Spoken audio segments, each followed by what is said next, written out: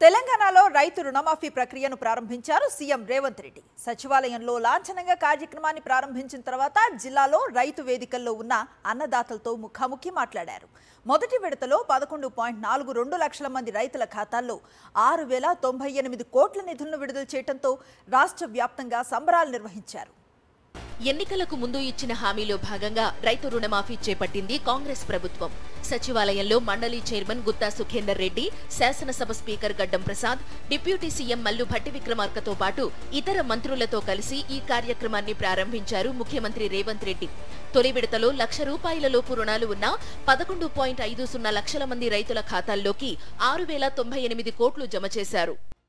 6,098 కోట్ల రూపాయలను మొదటి విడతగా ₹1,00,000 వరకు అప్పున్న రైతులకు మొత్తానికి ఈ రోజు మీ ఖాతాలో జమ చేసి రైతు రుణ విముక్తి కలిగించి మీరు ఎలాంటి అప్పులు బ్యాంకులో ఉండకుండా మీ పాస్ పుస్తకాలు మీకు వచ్చే విధంగా ఈ రోజు కార్యక్రమాన్ని చేపట్టడం జరిగింది.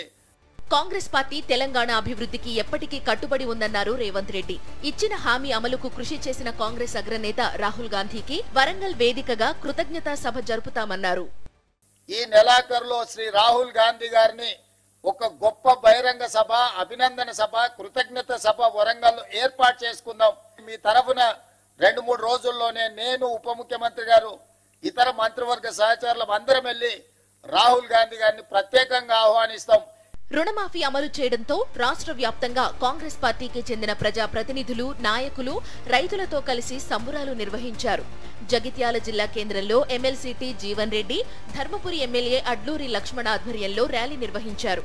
రాహుల్ గాంధీ, సీఎం రేవంత్ రెడ్డి ఫ్లెక్సీలకు క్షీరాభిషేకం నిర్వహించారు. నిజామాబాద్ జిల్లా ఉమ్మడి రైతు వేదికల్లో రుణమాఫీ సంబురాలు ఘనంగా జరిగాయి. ఈ సందర్భంగా సీఎం రేవంత్ రెడ్డి చిత్రపటాలకు రైతులతో పాటు కాంగ్రెస్ నాయకులు క్షీరాభిషేకం చేశారు. రుణమాఫీని హర్షిస్తూ వరంగల్ జిల్లా రాయపర్తిలో ఎమ్మెల్యే యశస్విని రెడ్డి ఆధ్వర్యంలో, జనగామ జిల్లా చిలుపూర్లో ఎమ్మెల్యే కడియం శ్రీహరి ఆధ్వర్యంలో సంబురాలు నిర్వహించారు. ఈ సందర్భంగా సోనియా, రాహుల్, రేవంత్ రెడ్డి చిత్రపటాలకు క్షీరాభిషేకం చేశారు. అటు సిద్దిపేటలో రైతులతో పాటు కాంగ్రెస్ నాయకులు సంబురాల్లో పాల్గొన్నారు.